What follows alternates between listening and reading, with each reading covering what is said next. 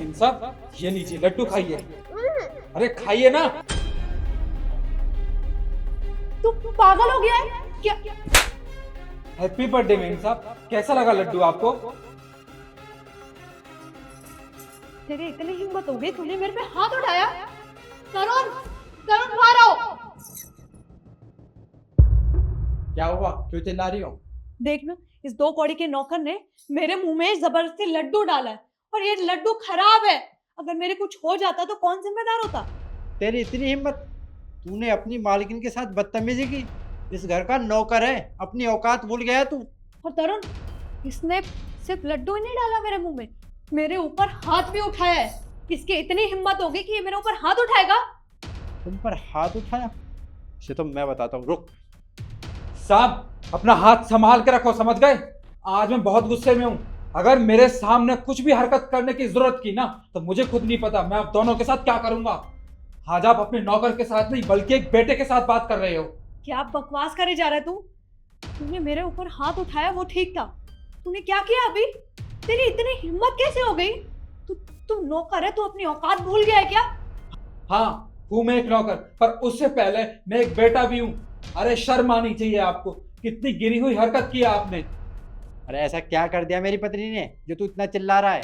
साहब, आप तो बड़े अनजान बन रहे हैं, जैसे आपको नहीं पता कि आपकी बीवी ने क्या हरकत की है।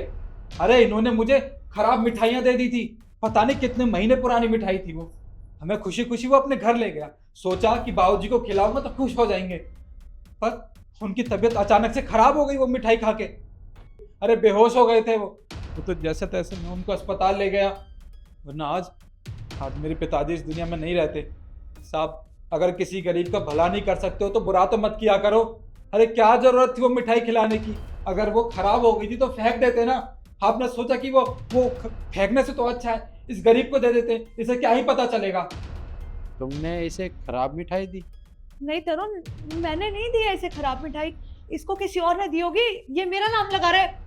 देख, ज्यादा ना झूठ बोलने की जरूरत नहीं है, मैंने तुझे कोई खराब मिठाई नहीं दी है, समझ आ गई? झूठ ये बोल रहा है या तुम बोल रही हो?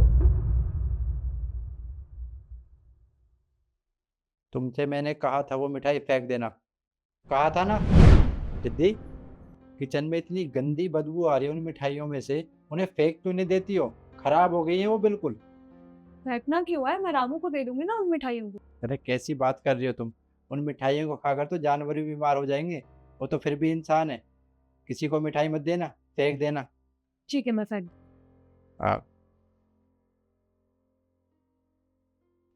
फेंकूंगी तो मैं नहीं, उन मिठाइयों को मैं रामू को ही दूंगी। वैसे भी इन गरीब लोगों को क्या ही पता चल रहा है कि मिठाई खराब है या सही। ऐसे ही करूंगी। तुमने अपने आप को बड़ा दिखाने के लिए वो खराब मिठाइयाँ इस बेचारे को दे दी, और तुम्हारी वजह से इसके पापा हॉस्पिटल में है। तुम जिम्मेदार हो, आज इसके पापा हॉस्पिटल में है तो। अरे आंखों में जरा भी शर्म है ना? इससे माफी मांगो।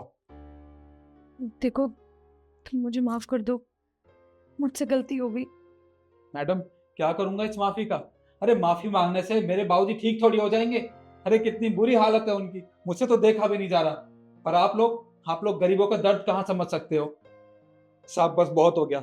मैंने बहुत काम कर लिया इस घर में, पर अब मैं आप दोनों के हाथ जोड़ रहा हूँ। मुझे यहाँ बिल्कुल काम नहीं करना, मैं जा रहा हूँ यहाँ से। रामू, मैं तुमसे हाथ जोड़कर माफी मांगता हूँ। मैं जानता हूँ इस समय तुम पर जो बीत रही होगी वो तुम भी जानते हो, लेकिन मैं अपनी पत्नी की गलती के लिए शर्मिंदा हूँ। और हाँ, तुम अपने पापा का अच्छे से हॉस्पिटल में इलाज कराओ, जो भी खर्चा आएगा मैं लगाऊंगा। तुम चिंता मत करो, तुम्हारे पापा जल्दी ही ठीक हो जाएंगे। जाकर उनका ख्याल रखो, और किसी भी चीज़ की ज़रूरत हो तो मुझे बता देना। और रिद्धि, तुम्हें शर्म आनी चाहिए, तुम्हारी वजह से एक इंसान हॉस्पिटल में है। तुम्हारी एक गलती की वजह से भुगतना तुम्हें ही पड़ेगा, याद रखना।